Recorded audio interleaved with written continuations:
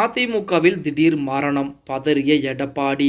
நம்ம போடக்கூடிய வீடியோக்கள் உங்களுக்கு பிடிச்சிருந்துச்சு அப்படின்னா ஒரு லைக் பண்ணுங்க. நம்ம சேனலுக்கு வரக்கூடிய புதிய பார்வையாளராக இருந்தீங்க அப்படின்னா மறக்காம சப்ஸ்கிரைப் பண்ணிட்டு அப்புறம் வீடியோ பாருங்க.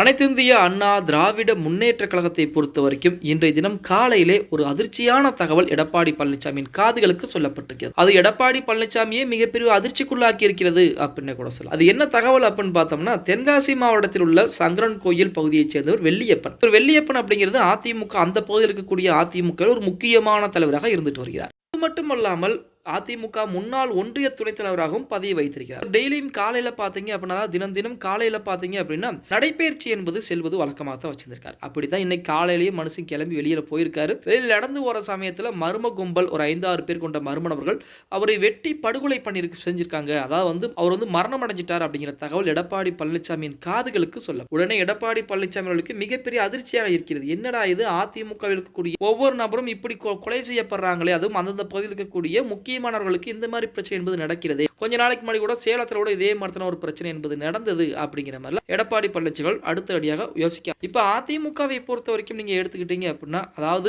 எடப்பாடி பழனிசாமி அவர்கள் முதலமைச்சராக இருக்கக்கூடிய சமயத்தில் இந்த மாதிரி பிரச்சனைகள் எல்லாம் இருந்துச்சா அப்படின்னு பார்த்தா இருந்துச்சு. ஆனால் இந்த அளவிற்கு கிடையாது அப்படின்னு தான் சொல்லி, அதாவது எடப்பாடி பழனிசாமி அவர்கள் முதலமைச்சராக இருக்கக்கூடிய அந்த சமயத்துல ஒரு 20% கொலை கொள்ளை எல்லாம் இருந்துச்சு அப்படின்னா, இப்ப திமுக ஆட்சிக்கு வந்ததுக்கு அப்புறம் அது 50% மாறிடுச்சு அப்படின்னு நீங்களே ஒரு நிமிஷம் யோசனை பண்ணி பாருங்க. அந்த 3.5 வருடங்கள்ல திமுக ஆட்சிக்கு 3.5 வருடங்கள் பக்கம் ஆயிப்போச்சு. இந்த 3.5 வருடங்கள்ல எத்தனை போதைப் பொருள் பிரச்சனை, எத்தனை கொலை கொள்ளை பிரச்சனை, நகை பறிப்பு, இந்த மாதிரி பிரச்சனை, அதே போல மர்மணவர்கள் எத்தனை பேரை வெட்டி கொண்டிருக்காங்க அப்படிங்கிற மட்டும் நீங்களே யோசனை. அப்ப எடப்பாடி பழனிசாமியுடைய ஆட்சி சிறந்ததா அல்லது திமுக ஆட்சி சிறந்ததா அப்படின்னு பார்த்தோம்னா, கண்டிப்பாக எடப்பாடி பழனிசாமியுடைய ஆட்சி தான் சிறந்தது அப்படின்னு தான் தமிழக மக்கள். அதற்கு தான் 2026க்கு முன்பாக அதிமுக ஒன்றிணைய வேண்டும். அந்த ஒன்றிணைப்பின் காரணமாக கண்டிப்பாக அதிமுக 2026 சட்டமன்ற தேர்தலில் வெற்றி வாய்ப்பை பதிவு செய்ய வேண்டும் அப்படின்னு சொல்லி நமது எடப்பாடி பழனிசாமி ஆகட்டும், அதே போல ஓபிஎஸ் தரப்பாகட்டும், சசிகலா அனைவருமே எதிர்பார்த்து சொல்லி இருந்த போதிலுமே அதிமுக ஒன்றிணைவதற்கு மிகப்பெரிய ஒரு தடையாக இருக்கக்கூடிய நபர் யாருன்னா நமது எடப்பாடி பழனிசாமி. என்ன காரணம் அப்படின்னு பார்த்தா, இப்ப எடப்பாடி பழனிசாமி அவர்களை பொறுத்த வரைக்கும் அவர்கள் உள்ளே வந்தால்